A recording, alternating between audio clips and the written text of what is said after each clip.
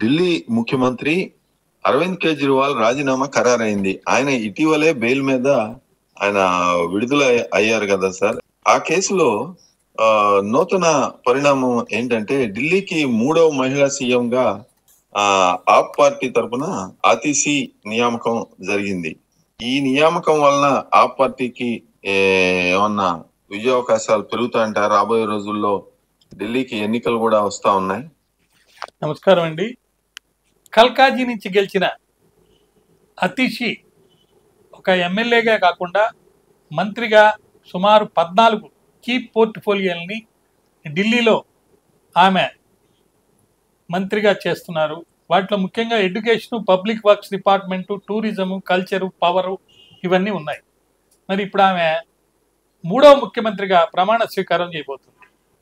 దీనివల్ల 2013 నుంచి ఆమె పార్టీలో ఎదుగుతూ ఒక సీఎం స్థాయికి ఆమె వెళ్ళగలిగిందంటే ఆమె యొక్క డెడికేషను, ఆమె వర్క్ కల్చరు, ఆమె ప్రజల కోసం తీసుకునే నిర్ణయాలు, యాక్టివ్గా మరి సమాజంలో జరుగుతున్న ప్రతి ఇబ్బందికి ఢిల్లీలో ఆమె ఒక మరి సమాధానంగా మిగిలింది.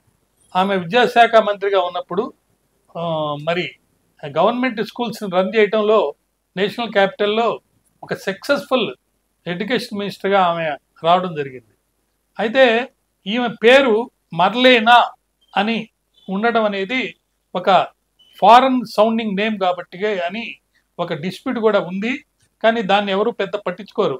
అది మార్క్స్ అండ్ లెనిన్ వాళ్ళ పేర్లు కలిపి మర్లీనా అని ఆమె పేరుని మరి తల్లిదండ్రులు పెట్టడం జరిగింది. దానికి పెద్ద ఇంపార్టెన్స్ ప్రస్తుతానికైతే లేదు. ఆమె న్యూఢిల్లీలోని స్ప్రింగ్ డేల్స్ స్కూల్లో చదువుకొని తర్వాత సెయింట్ స్టీఫెన్స్ కాలేజీలో కూడా చదివి ఢిల్లీ యూనివర్సిటీలో తర్వాత చెవనింగ్ స్కాలర్షిప్ ఒకటి తీసుకొని మాస్టర్స్ డిగ్రీ ఆక్స్ఫర్డ్ యూనివర్సిటీలో చదవడం జరిగింది. ఇంతటి చక్కటి విద్యావేత్త మరి రాజకీయంగా ఇప్పుడున్న పరిస్థితుల్లో మరి ముఖ్యంగా ఢిల్లీలో ఎలక్షన్స్ మరి రాబోతున్నాయి. వెంటనే మహారాష్ట్రతో కలిపి పెట్టండి అని చెప్పి కేజ్రీవాల్ అడుగుతున్నారు. మరి హర్యానాలో మరి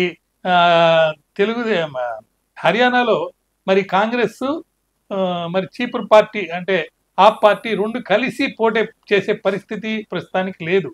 జమ్మూ కాశ్మీర్లో కూడా ఈరోజు ఒక విడత ఎలక్షన్ జరిగింది కొంత భాగం. ఈ పరిస్థితుల్లో ఢిల్లీలో కాంగ్రెస్ మరియు ఆప్ పార్టీ రెండుగా కలిసి పోటీ చేయడానికి అవకాశం లేదు. మరి ఈ పరిస్థితుల్లో రాజకీయంగా మరి ఈమె ఆధ్వర్యంలో ముఖ్యమంత్రిగా మరి ఎంతవరకు సక్సెస్ అవుద్ది అని చూస్తుంటే కొంత ఈమెకి అంత ప్రామినెన్స్ ముఖ్యమంత్రిగా ఉండకపోవచ్చు. కారణం ఏంటంటే 2 నెలల్లో ఎలక్షన్లు రాబోతున్నాయి. 2 నెలలు మాత్రమే ఇంకా లిమిటెడ్ పీరియడ్ ఉంది.